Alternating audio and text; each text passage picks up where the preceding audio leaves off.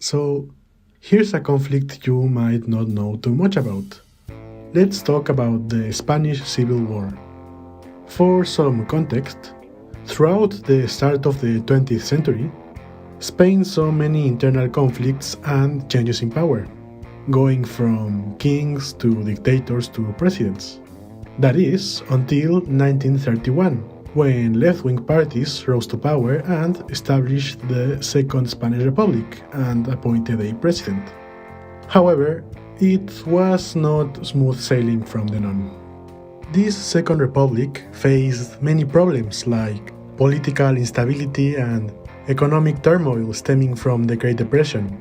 This, along with a growing anti-communism sentiment and conflicts between the government and the Catholic Church, gave rise to right-wing movements with fascist ideologies who wanted to basically overthrow the government.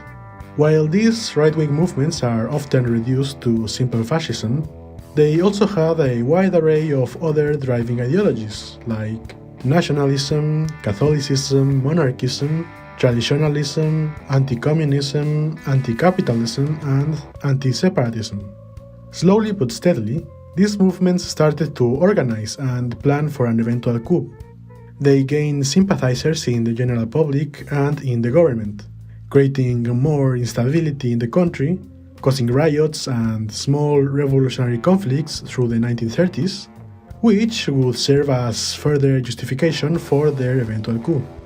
After a very polemic general election in 1936, where a coalition of left-wing parties known as the Frente Popular narrowly won, the right-wing movements decided that it was time to rebel, and after a failed coup, the country was split into two factions who would fight for control.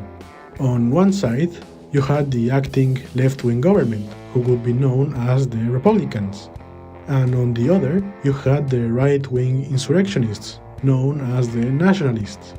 Nowadays, the Republican term kinda has right-wing implications, but for this conflict, they were like the lefty ones or whatever. Anyways, the Nationalists sought control of the country, and with the help of fascist Italy and Germany nearby, slowly overpowered the Republican forces.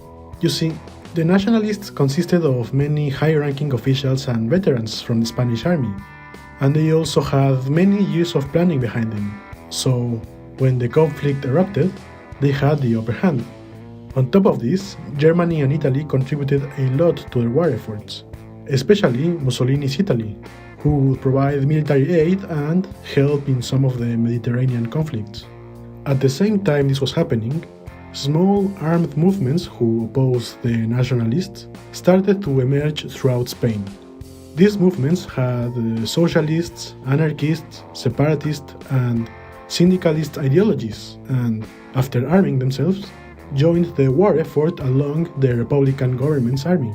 However, these movements would often clash with the Republicans, which would further fracture the power structure and give an edge to the nationalists. While other countries sympathized with the Republican side, they decided to not intervene, as they didn't want to oppose Germany and potentially start a larger conflict. I wonder how that turned out. One of the few countries who provided them military aid was the Soviet Union, but their aid came a little bit too late, and due to the distance, they couldn't provide the same help nearby Italy and Germany were providing to the nationalists. This aid also alienated any other potential aid, as many countries didn't want to align themselves with the Soviets. This doesn't mean that the larger international community had abandoned them, as many volunteers traveled to Spain to aid the Republicans, either due to ideological opposition to fascism or as socialist sympathizers. However, this did little to help. The nationalists had an all-around edge in the conflict, military superiority, and years of planning and preparation.